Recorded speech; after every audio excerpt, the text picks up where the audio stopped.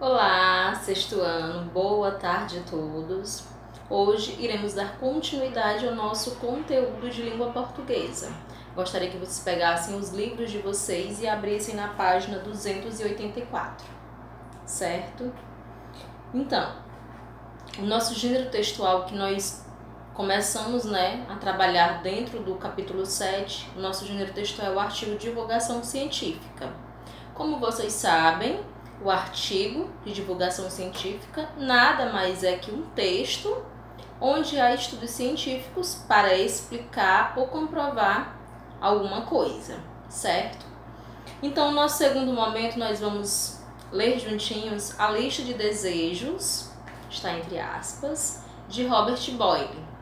Mas, como vocês sabem, sempre que tiver um quadrinho do lado esquerdo, do lado direito do livro de vocês, é uma curiosidade e ajuda bastante, no entendimento do assunto. Então vamos lá. Antes de começar a ler, nós temos um quadrinho em amarelo, peço que vocês me acompanhem. O artigo que você vai ler agora foi escrito pela jornalista Débora Antunes, do Instituto Ciência Hoje, e traz uma curiosidade interessante sobre um importante filósofo e cientista irlandês, Robert Boyle, 1627 a 1691. Há mais de 300 anos ele escreveu uma lista de desejos que esperava ver realizados no futuro. Muitos dos seus desejos já se tornaram comuns no nosso dia a dia.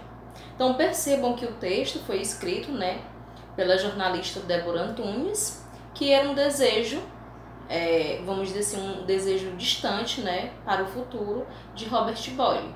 Nós vimos aqui que ele escreveu há 300 anos atrás. Isso, é bem antigo, uma coisa que ele desejava, uma coisa que ele esperava para o futuro e coisas que viraram, vamos dizer assim, comuns no nosso dia a dia, mas que antigamente, quem ouve muitos avós escuta muito isso, Semana passada, se eu não me engano, meu pai estava até comentando, que o avô dele conversava e ele disse, que iriam criar uma máquina que você estava aqui e uma pessoa que estava em São Paulo conseguia ver e falar com você. E hoje ele utiliza, a ligação através do WhatsApp de vídeo, chamada de vídeo. E isso que para ele lá no passado era uma coisa que poderia ser possível, mas que era apenas uma imaginação, um desejo. E esse desejo ele foi realizado, mas quantos e quantos anos atrás se pensava, Então vamos lá. Vamos ler juntinhos nosso segundo momento, que é a lista de desejos de Robert Boyle. Voar, viver mais e curar a distância estavam entre os projetos científicos que o cientista irlandês do século XVII esperava ver realizados no futuro. Então percebemos que nós estamos no século XIX. Olha quanto tempo, Robert Boyle já era do século XVII. Se viesse nos dias de hoje, o filósofo natural irlandês Robert Boyle, 1627 a 1691, talvez pudesse ser visto usando algum aplicativo de geolocalização em seu iPhone enquanto aguardava a chamada de um voo na sala de embarque do aeroporto de Dublin. As maravilhas tecnológicas do século XXI, de certo, encantariam Boyle, considerado um dos fundadores da química moderna. Os estudantes de ensino médio o conhecem pela lei que leva o seu nome, segundo a qual o volume de um gás varia de acordo com o inverso da sua pressão. E não é por acaso voar como os pássaros, determinar longitude de forma precisa, algo feito de forma instantânea com a tecnologia de sistema de posicionamento global, GPS, embutida em muitos smartphones de hoje, estavam entre os sonhos do químico e físico irlandês. Hoje podemos determinar longitudes de forma precisa e instantânea com a tecnologia do GPS. Itens como esses foram incluídos por Boyle em uma lista de desejos. que ele elaborou há mais de 300 anos, apresentada recentemente no blog da Royal Society.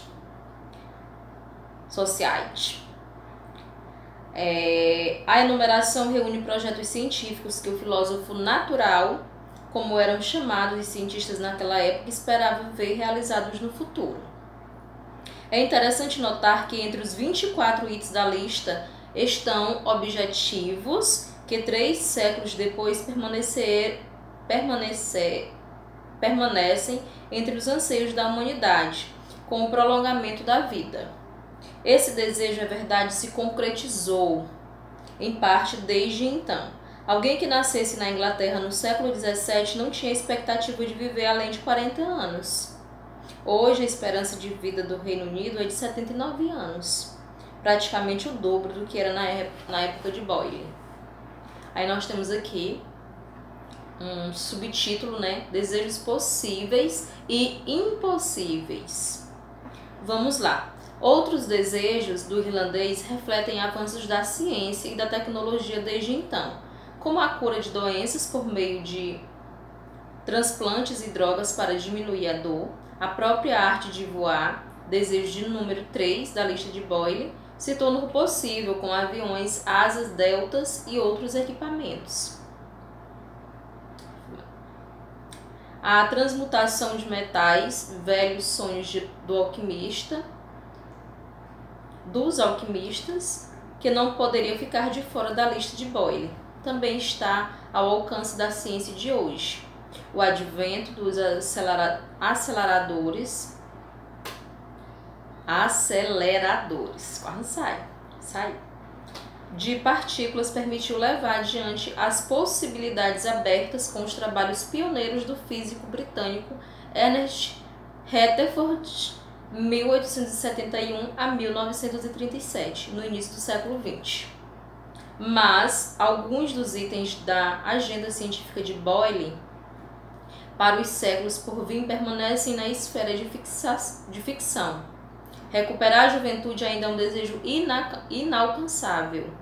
Apesar dos avanços da medicina e da cirurgia plástica, o fim da necessidade de sono e a capacidade de atingir dimensões gigantescas também soam como perspectivas irreais.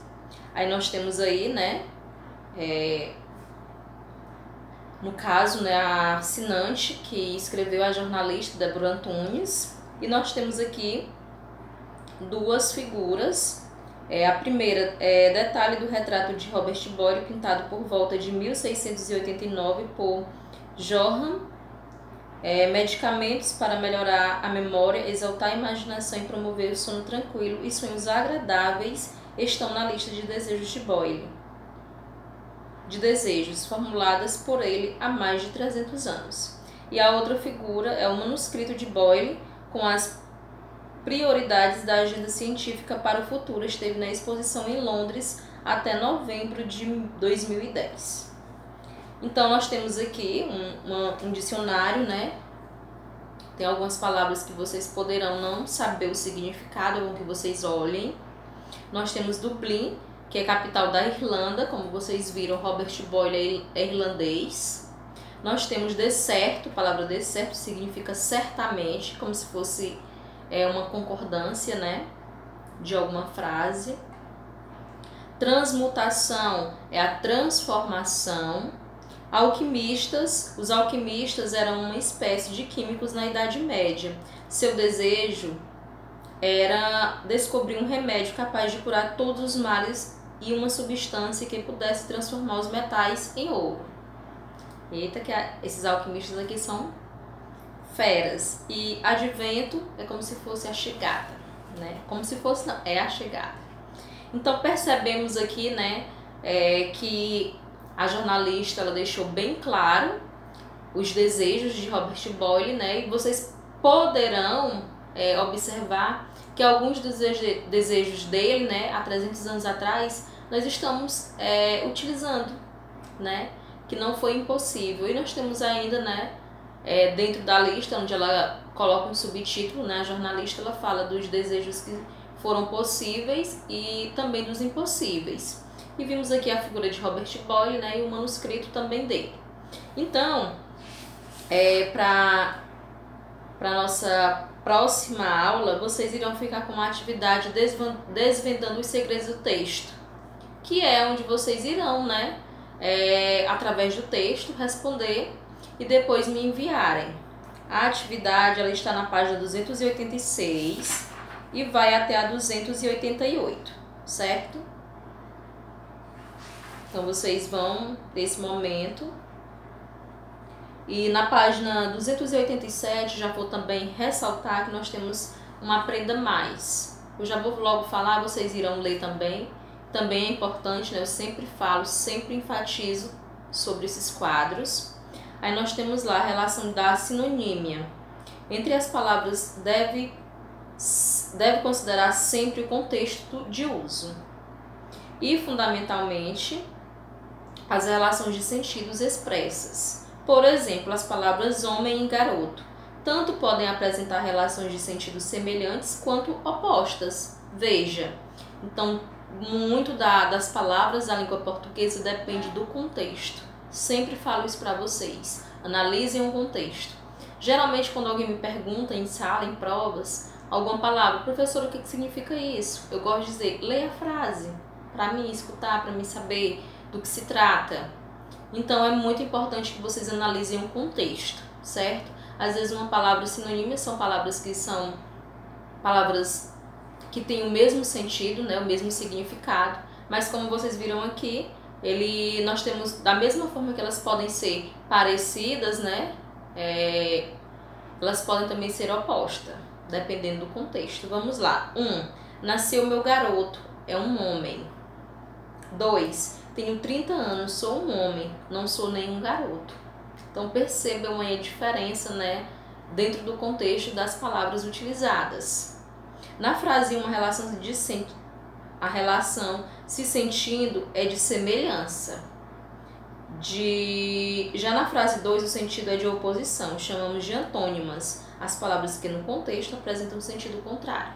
Então é bom que vocês leiam aqui essa parte aqui do Aprenda Mais, que é uma curiosidade que não deixa, né, de ser vivida dentro da carreira de vocês escolar, certo? Então eu vou ficar aguardando a atividade de vocês e logo mais, próxima aula, nós entraremos em um novo conteúdo, certo? Então por hoje é só, uma boa tarde a todos e bons estudos. Tchau, tchau. Beijos.